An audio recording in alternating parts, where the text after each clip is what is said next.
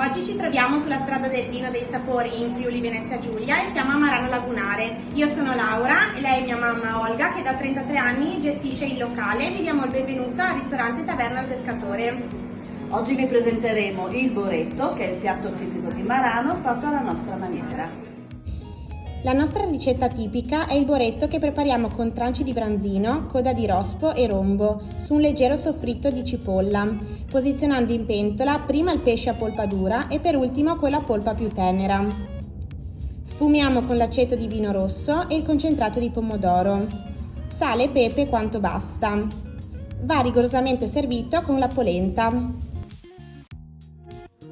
Vi aspettiamo nel nostro ristorante per assaggiare la nostra cucina che unisce i piatti della tradizione a ricette più moderne. Vi aspettiamo!